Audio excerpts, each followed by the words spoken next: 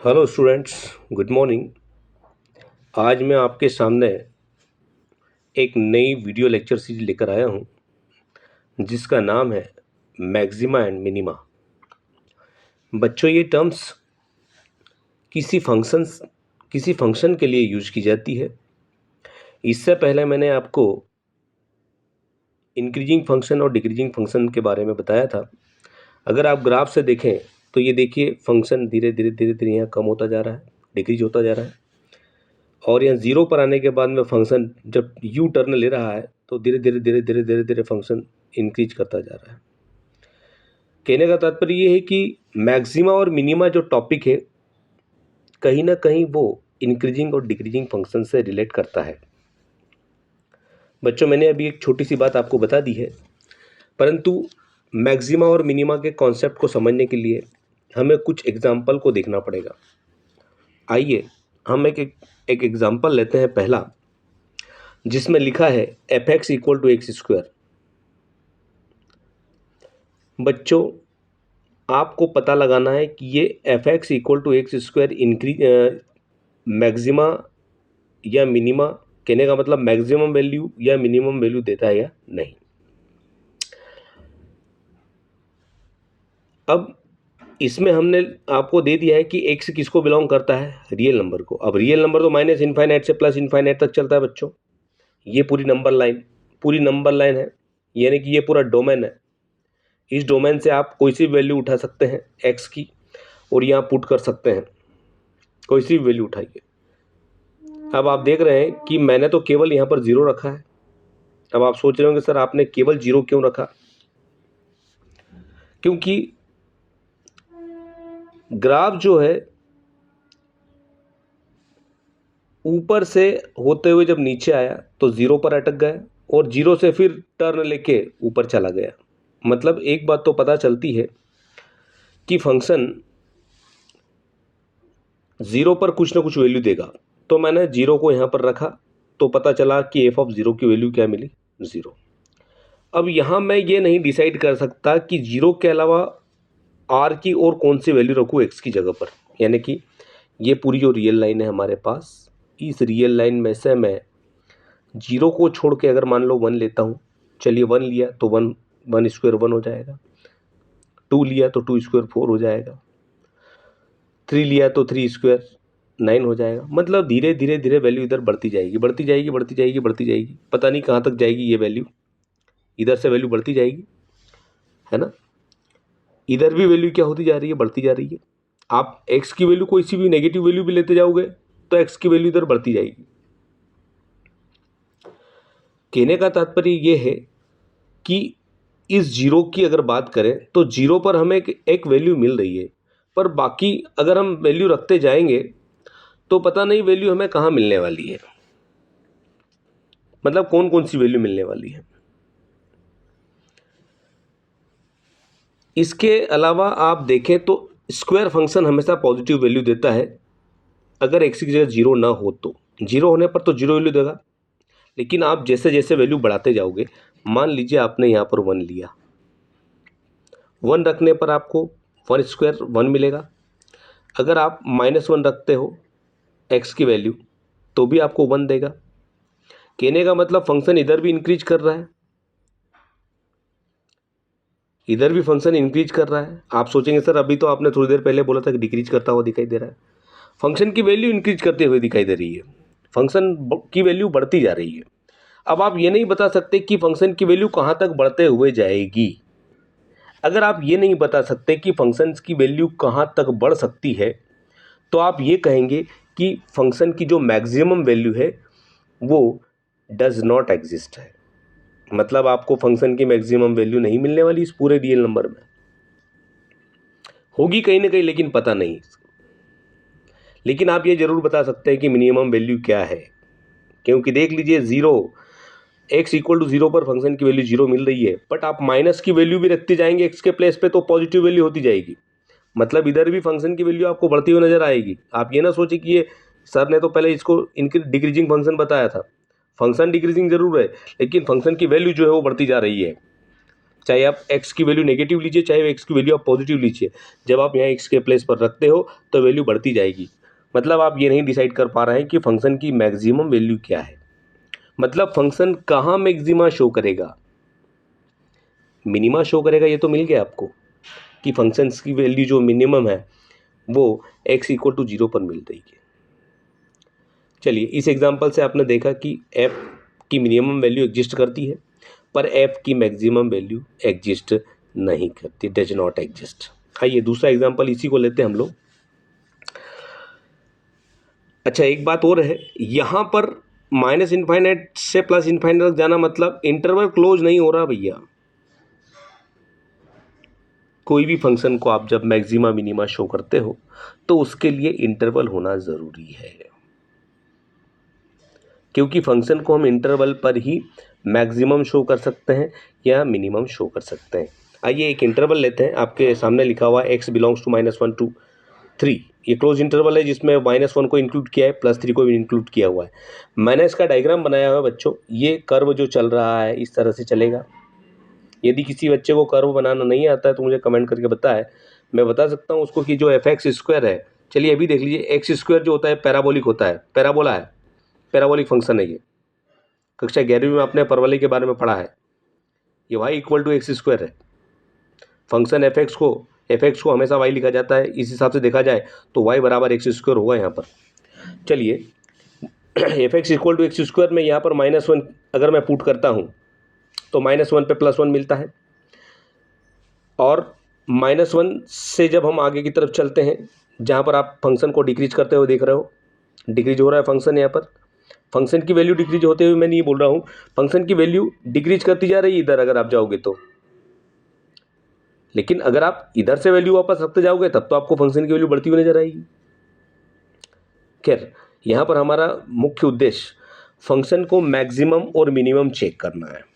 अगर मैं 0 की बात करूं तो मुझे कैसे पता चलेगा कर्व जो है 0 से पास हो रहा है? अरे भैया एक सी की जगह 0 रख के देखिए, यहाँ वैल्यू आपको 0 मिल रही है। इसलिए इस कर्व को जब मैंने यहाँ से चलाना शुरू किया तो 0 से होते हुए पास किया +3 तक, सॉरी 0 से लेके -1 से लेकर के जब हम 3 तक की वैल्यू रखते हैं तो +1 वैल्यू मिली, और 0 पर तो आपको वैल्यू 0 ही मिलेगी। ये देखिए 0 पर 0 मिली, लेकिन जब आप x² प्लस पे 3 रखते हो तो 3 का स्क्वायर 9 मिल जाएगा आपको। कहने का मतलब ये है कि आपका ये जो इंटरवल क्लोज दिख रहा है इसमें आपको 3 वैल्यू मिल रही है, और भी वैल्यूज मिल सकती है बीच में, बट हमने 3 ही वैल्यू निकाली है जो हमें मैक्सिमा मिनिमा को चेक करने में मदद करेंगे, बस इससे ज़्यादा की ज़रूरत नहीं है हमें। मैंने -1 रखा x के प्लेस +1 मिला, 3 रखा तो 9 मिला, 0 रखा तो 0 मिला। अरे भाई पूरे इंटरवल में मैंने जब चेक किया इन 3 बिंदुओं पर तो मुझे पता चला कि मिनिमम तो 0 पर मिलेगा और मैक्सिमम 9 पे मिलेगा। मतलब इस इंटरवल में फंक्शन आपको मैक्सिमम भी दे रहा है, मिनिमम भी दे रहा है। इससे पहले वाले एग्जाम्पल में आप देख सकते हैं इसमें मिनिमम तो मिला था लेकिन मैक्सिमम एग्जिस्ट नहीं कर रहा था, यहाँ पर मैक्सिमम वैल्यू एग्जिस्ट कर रही है। उम्मीद है आपको कॉन्सेप्ट धीरे धीरे समझ में आ रहा होगा। ये जो वैल्यू हमें मिली है फंक्शन की, ये एक्सट्रीम वैल्यूज कहलाती है, extreme values, extreme values Hindi में कहा जाता चरम मान।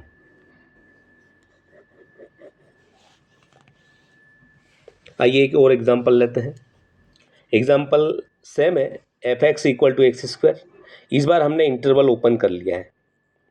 ओपन इंटरवल में आपको पता है कि भैया क्वाड्रेटिक फंक्शन जो x² है वो तो always greater than equal to 0 होता है। अब मैंने यहाँ पर आपको 0 रख के बता दिया, 1 भी रख के बता दिया, तो वैल्यू तो मिल रही है, बट आप ये देखेंगे कि न तो 0 इस इंटरवल में एग्जिस्ट करता है, नहीं 1 एग्जिस्ट करता है।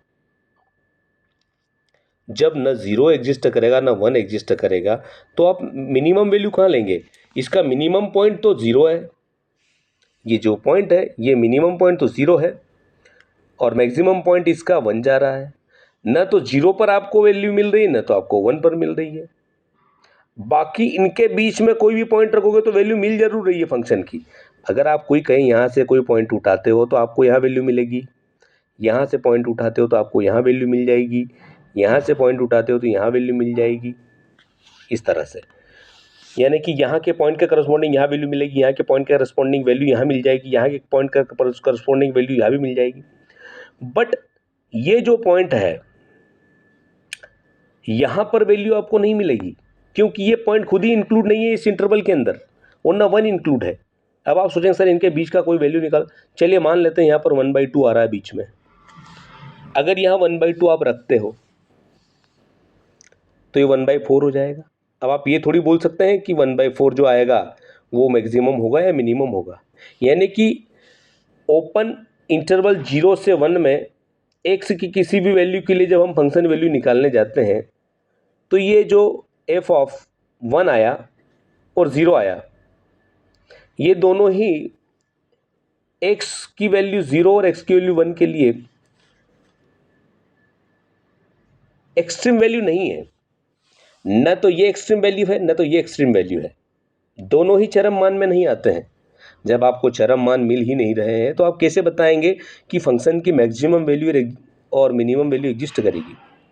बच्चों, जब भी आपको एक्सट्रीम वैल्यू नहीं मिलती है, अब आप सोचेंगे सर आपने तो लिखा है। अरे भैया, लिखा जरूर है, लेकिन आपको ये बताने के लिए लिखा है कि अगर 0 इंक्लूड होता तो वैल्यू 0 मिलती, 1 इंक्लूड होता तो वैल्यू 1 मिलती। बट ये दोनों ही इंक्लूड नहीं है, इसलिए ये वैल्यू एक्सट्रीम वैल्यू के रूप में हमें मिलेगी नहीं। जब आपको x इक्वल टू 0 पर और x इक्वल टू 1 पर एक्सट्रीम वैल्यू नहीं मिली है तो आप कहेंगे कि इस इंटरवल में फंक्शन की मैक्सिमम वैल्यू भी एग्जिस्ट नहीं करेगी और मिनिमम वैल्यू भी एग्जिस्ट नहीं करेगी। अंग्रेजी को अगर पढ़ना जाए यहाँ पर तो ये आएगा does not exist. Means function की maximum value does not exist, minimum value does not exist. उम्मीद है बच्चों आपको मेरी बात समझ में आ रही होगी। आइए हम कुछ और एग्जाम्पल लेते हैं और उनको समझने का प्रयास करते हैं।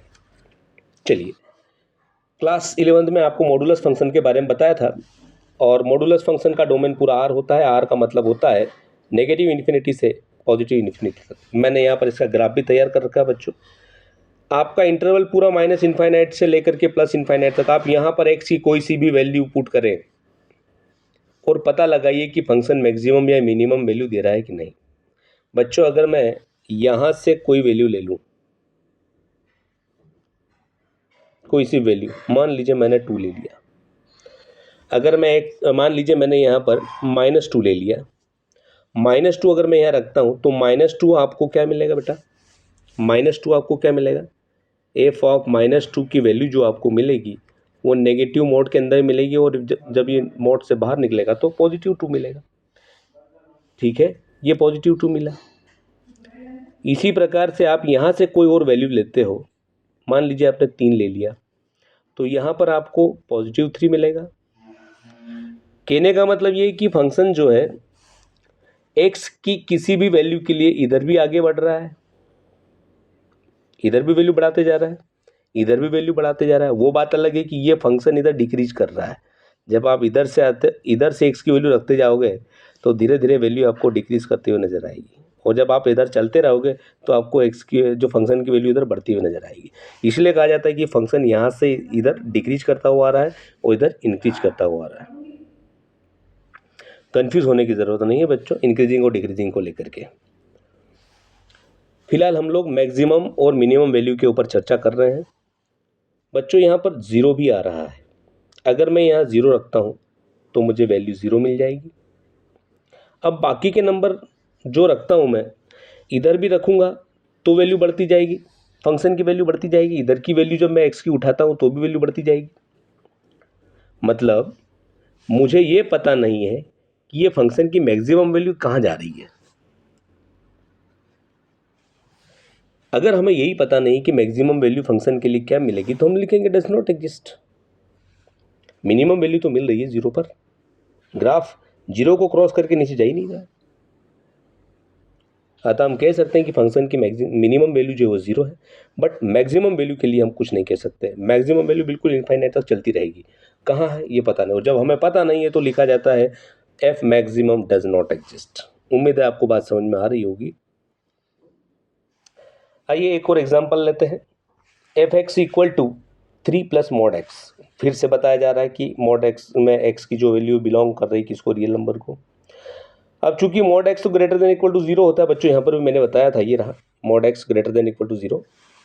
सेम फॉर्मेट यहाँ पर है, mod x greater than equal to 0 होता है। अब मैंने क्या करा, दोनों तरफ यहाँ 3 ऐड कर दिया। 3 ऐड करने से ये जो इतना हिस्सा ये क्या बन गया, वापस फंक्शन बन गया। तो मैंने इसको रिप्लेस करके एफ एक्स लिख दिया। अब F x greater than equal to 3 यहाँ नजर आ रहा है, F x greater than or equal to 3, मतलब या तो फंक्शन 3 के बराबर है या 3 से ज़्यादा है। अगर फंक्शन 3 के बराबर आया तो कहेंगे कि ये फंक्शन की मिनिमम वैल्यू, और 3 से ज़्यादा आया तो ये नहीं बता सकते कि फंक्शन की वैल्यू क्या आएगी, मतलब फंक्शन की वैल्यू डज नॉट एग्जिस्ट होगी। आप इसे ऐसे भी लिख सकते हैं कि एफ एक्स इक्वल टू 3 और एफ एक्स ग्रेटर देन 3। यहां आपको पता चल चुका है कि एफ एक्स 3 पर रुका हुआ है, तो 3 पर रुका, इसका मतलब एफ की मिनिमम वैल्यू तो 3 मिल गई। लेकिन ये फिक्स नहीं है कि ये कहां तक जाएगा, ये फिक्स नहीं है। इसीलिए कहा जा रहा है कि F maximum does not exist. उम्मीद है बच्चों आपको मेरी बात समझ में आई होगी। यदि आपको कोई बात समझ में नहीं आती है तो आप मुझे कमेंट बॉक्स में कमेंट करके बता सकते हैं। ये वीडियो लेक्चर सीरीज हमारी लगातार चलती रहेगी और आपको इसके संबंध में और वीडियो मिलते रहेंगे और नई अपडेट मिलती रहेगी। आज के लिए इतना काफ़ी है। मैं फिर से कह रहा हूँ, यदि आपको समझ में नहीं आता है तो कमेंट बॉक्स में कमेंट करके बता सकते हैं। Thank you.